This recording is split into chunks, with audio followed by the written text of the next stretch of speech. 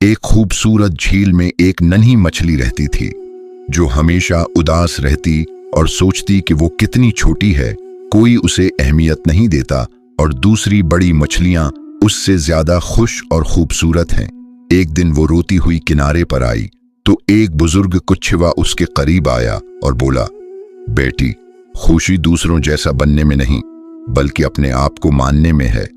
लेकिन अगर तू सच जानना चाहती है तो जा और दूसरों से पूछ ले कि वो अपनी जिंदगी से क्यों खुश हैं।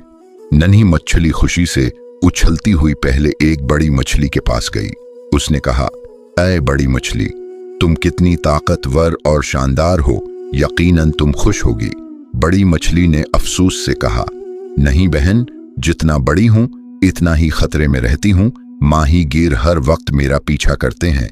मुझे लगता है परिंदा सबसे ज्यादा खुश है जो आसमान में आजाद उड़ता है। नन्ही मछली फिर एक परिंदे के पास गई और कहा, ऐ परिंदे, तुम आसमान में आजाद उड़ते हो और सब तुम्हारी आवाज को पसंद करते हैं, यकीनन तुम खुश होगे। परिंदे ने अफसोस से कहा, नहीं बहन, मैं शिकारियों से डरता हूं, तूफान मेरा घर उजाड़ देते हैं। मुझे लगता है हिरन सबसे ज्यादा खुश है। नन्ही मछली हिरन के पास पहुंची और कहा, ऐ हिरन, तुम आजाद दौड़ते हो, यकीनन तुम सबसे ज्यादा खुश होगे। हिरन ने उदासी से कहा, नहीं बहन, मैं तो हर वक्त दरिंदों और शिकारियों से डरता हूं।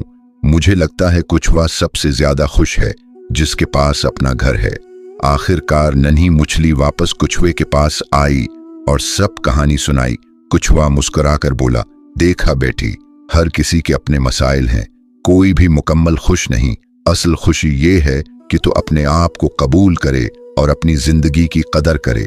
याद रखो, तुम पानी में आजाद हो, महफूज हो और अपनी दुनिया रखती हो। नन्ही मछली की आंखों में चमक आ गई और उसने कहा, अब मैं समझ गई, खुशी मेरे दिल में है और मैं वही रहना चाहती हूं जो हूं।